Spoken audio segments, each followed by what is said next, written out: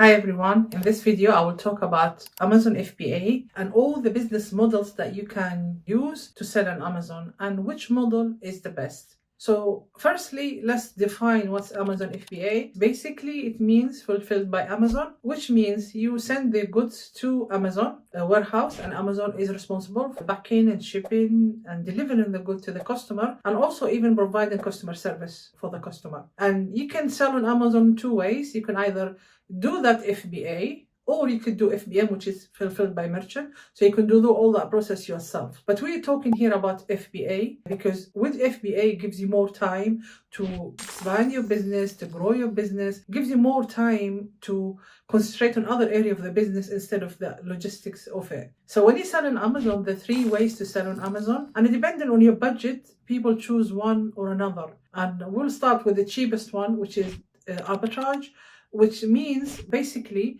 finding discounted goods in your local area. Let's say in the UK we have big stores like Argos and Asda. People find things in those big supermarkets or stores, and they'll scan them and they are selling in Amazon. They would basically take them, pack them, and send them to Amazon and sell them for profit. In the US, they have Walmart and other major stores. So that's arbitrage. The amazing thing about arbitrage is you don't need to do ads because you basically trying to sell stuff that's already ranked in the first page on Amazon. It's very popular. It's got high demand, so you don't need to do any ads. And then the second thing is it's cheap. So you can actually even start with $100 if you want. You can't start with $100. The only issue with it is two issues with arbitrage. The main issue is that if you find something very profitable, the chances of finding it again is very slim. So you're constantly looking for more products to go and find them in those stores. So it's very time and energy consuming. And let's say you found it and then you send it to Amazon, and there is so many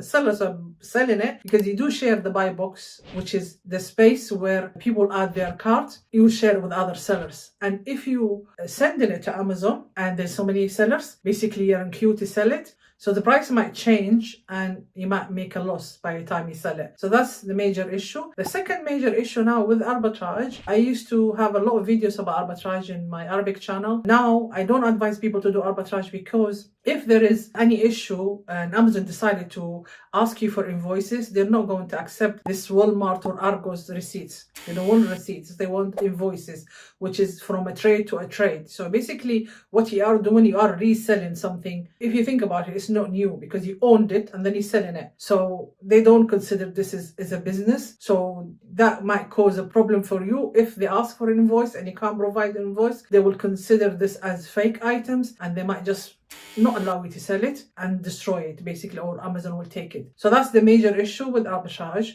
The second type is wholesale. So people go into wholesale because of that issue of the invoices. With wholesaler, it's a trade, so they will give you invoices for your company or your name, the business name. So you don't have that issue with invoices. They still have the same issue with finding the deals that are competitive and cheap, and not many sellers have found them. So because you still, again, you're going to share the buy box with other sellers. So that can be very difficult. The margins in the wholesale is not that great. I know a lot of people advertise that wholesale is amazing and you can make loads of money, but yeah, it sells, not profit, because the margins are very small. But I think people exaggerate these things to sell their courses and things about wholesale. But even the wholesale model is time consuming. If you think about it, somebody has went through the hustle, bringing the goods from China, did their trademark, did everything, and then brought into the country, and then trying to sell it to you. Imagine the margins, how small it's going to be because they've taken all these fees. Even when you bring your stuff from China, the margin is not that great. So imagine reselling it as well. So the margin will be very slim on wholesale. The third method to sell on Amazon is through private label, which is just the module that I do and the module that I advise anyone wants to start on Amazon to do, which means doing your own branded products manufactured in China or anywhere else and selling on Amazon under your own name, under your own only buy box. So this is the private label. Now, private label, the amazing things about it, there's a lot of amazing things about it because the margins will be high because you are getting it from manufacturer and you're selling it. You have much bigger margin than the two modules.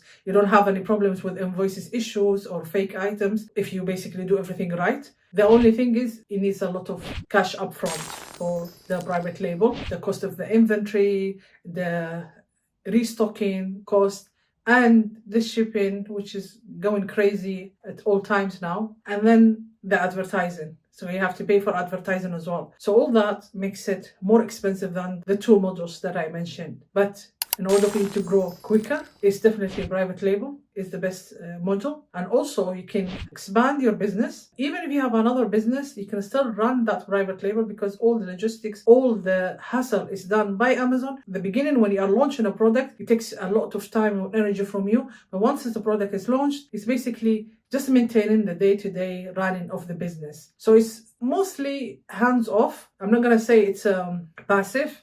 A lot of people say Amazon is passive. It's not passive. It's a lot of work to be done.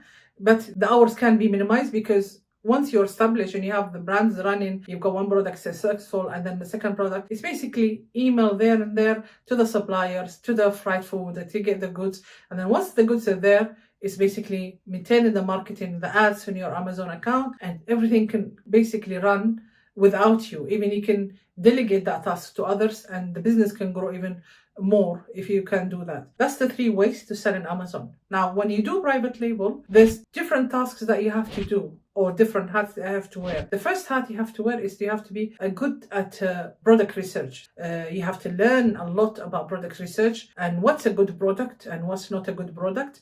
What is the criteria for a good product? So you have to do that. And for me, if I want to simplify how do I find product, I always say to people, find the most boring product that you can find. It doesn't have to be fad. It doesn't have to be trend. Something that people will need at all times. If we have a pandemic, if you have financial crisis, people still need it. So if you can build your business around these essential goods, then you'll be successful. No matter what is happening in the world. The second thing we have to be good at, you have to be a good sourcer. And I talk about how we can find suppliers on Alibaba and the criteria that I use in this video. Just follow the steps to find a good supplier. And then once you have the supplier, you master the research. After that, you will ship the goods to Amazon.